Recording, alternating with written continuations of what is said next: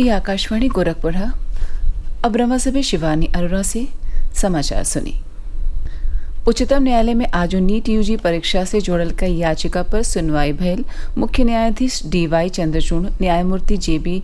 पारदीवाला और न्यायमूर्ति मनोज मिश्रा का पीठी यही याचिका पर सुनवाई करत याचिकाकर्ता के सज्जो वकीलन से ई दलील पेश करे के कहलस कि ऊ बतावे कि नीट यूजी परीक्षा दोबारा काहे होके के चाही।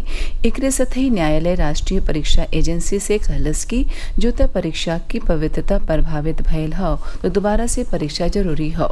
कोर्ट केंद्र सरकार और राष्ट्रीय परीक्षा एजेंसी के जवाब दाखिल करे बदे 2 दिन का समय दिले हौ। अब यह याचिका पर उच्चतम न्यायालय 11 जुलाई के सुनवाई करी। राष्ट्रीय परीक्षा एजेंसी एनटीए संयुक्त विश्वविद्यालय प्रवेश परीक्षा 2024 का उत्तर कुंजी जारी कई दिले हवे। विद्यार्थी उत्तर कुंजी पर बहने ले आपत्ति दर्ज करा सकेले। 1 हफ्ता के भीतर नतीजा घोषित कैले भयले का संभावना हो। प्रदेश के ज्यादातर जिलन में रुकी रुकी के मध्यम से तेजी बरखा भयले और अलग अलग ही बैराज से नदियन में पानी छोड़ने के नाते कई जिलन में नदी उफान पर है नहीं। उत्तराखंड के बनबसा बैराज से रही रही के पानी छोड़े गईले से शारदा नदी का जलस्तर ढेरे बढ़ गई हो। ट्रांस शारदा इलाका का कई गो निचला बस्ती बाढ़ी के पानी से घिरी गई हो। भारी बरखा के नाते बीतल राती पुल बहली गईले से पीलीभीत से टनकपुर और मैनाली राही पर ट्रेनन का आवाजाही रोक दिहल गयल हो। लखीमपुर खीरी जिला के पलिया इलाकों में शारदा नदी का जलस्तर बढ़ी गईले से कई गांव पानी से घिरी गईल हो। उहर अयोध्या में सरजुओ नदी उफान पर हवे।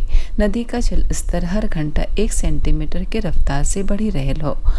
बस्ती जिला में घाघरा नदी का जलस्तर बढ़ने से कई गांव प्रभावित भयल हो। जिला के सिंचाई विभाग का अभियंता बन्हन पर कैम्प कई लहल हवे।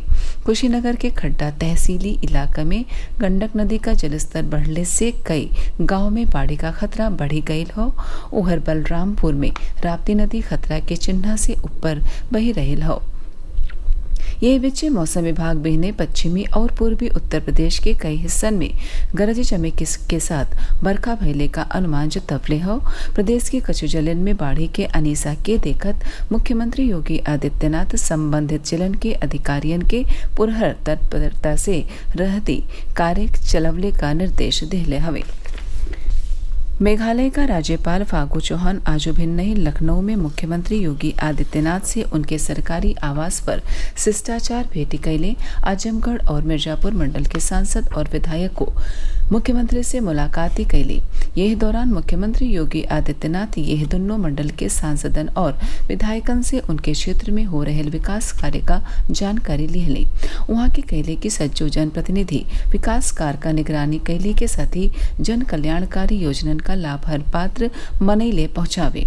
ओहर सेना के मध्य कमान का प्रमुख आनंद सेन वो तो मुख्यमंत्री से उनके आवास पर शिष्टाचार भेंट कैले और वहां के सेना के ओरी से कैल जा रहे नया कार्य पर विचार विमर्श कैली। भारतीय प्रशासनिक सेवा के अधिकारी अनुराग जैन के महाराजगंज जिला का नया मुख्य विकास अधिकारी बनावल गयल हो।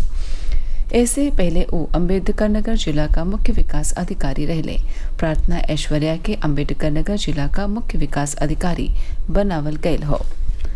राज्य सरकार पौधरोपण जन अभियान 2024 के अंतर्गत पड़ोसी देश नेपाल और सीमा से लागल राज्यन से प्रदेश के जिलन में मित्र वन बसाई। एकरे बदे 35 वन प्रभाग का चयन कैल गयल हो। सीमा से सटल जिलन में पौधरोपण कार्यक्रम बदे वन विभाग की ओरी से तैयारी शुरू कैल दियल गयल हो। पौधरोपण जन अभियान में प्रदेश सरकार 948 विरासती वृक्ष के संरक्षित करी। 100 बरस से बेसी उम्र का 28 प्रजाति के पेड़न की विरासती वृक्ष घोषित कैल गयल हो। सबसे बेसी 99 विरासती वृक्ष बनारस में हवे जबकि प्रयागराज में एक संख्या 53 हो। गोरखपुर जिला में 29 पेड़न के विरासती वृक्ष घोषित कैल गयल हो। इस्लामिक साल का पहला महीना मुहर्रम का आजू से शुरुआती हो गई।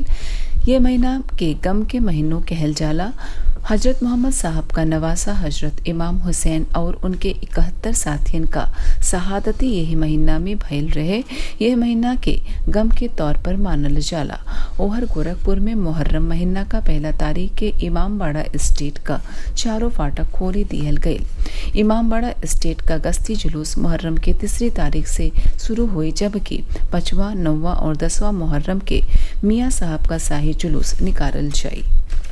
समाचार पूरा भयल। नमस्कार।